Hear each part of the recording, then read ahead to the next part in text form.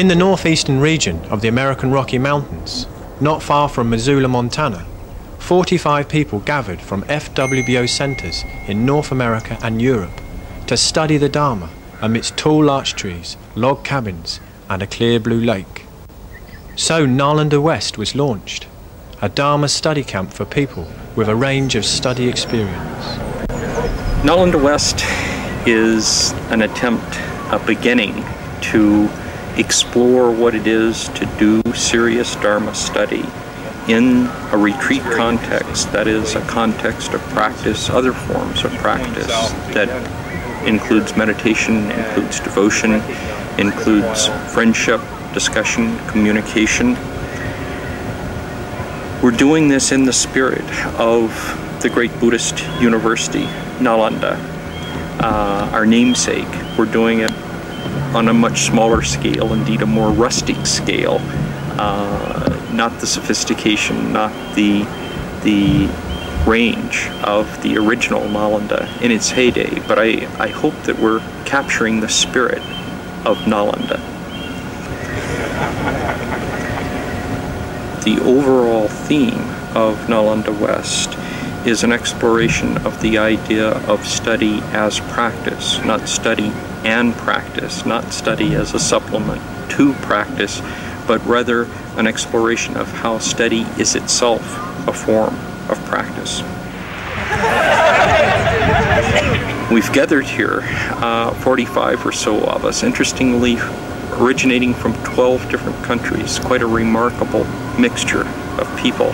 And I think that's definitely added a significant factor to our exploration of the Dharma. We're coming at it from many different directions, cultural backgrounds, different involvements in the world.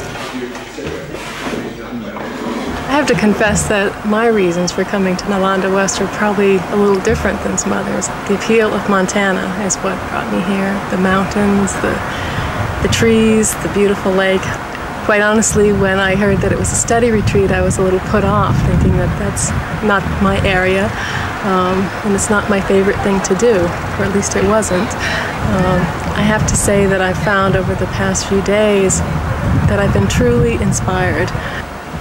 I feel like we have, in our own way, created a Buddha land. Our program for Nalanda West 96 is divided up into several different components. The core of the program is the individual small study groups, which have 6 or 8 people in them, led by an order member, sometimes with a supporting order member.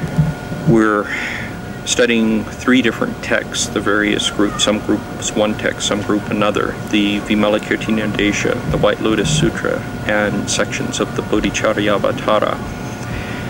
Each person thus is studying one particular text, but then we have plenary activities as well.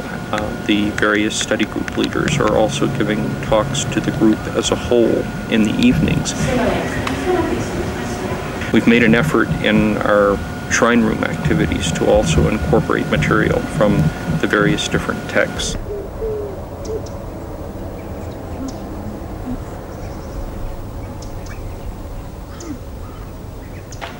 So this was one of the first expressions in classical Chinese that I learned, and it says quite simply that the study of the teachings of the Buddha are like a great ocean, a vast ocean.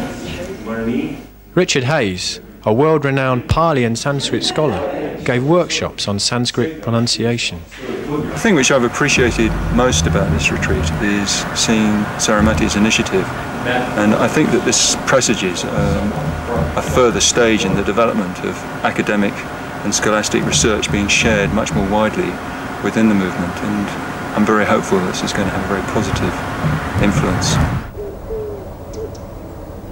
Will there be another Nalanda West?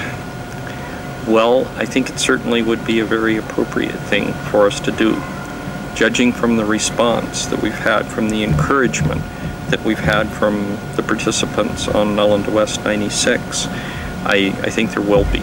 We haven't yet made any definite plans, but several people have told us that it's something that has to happen again, and that's very good encouragement.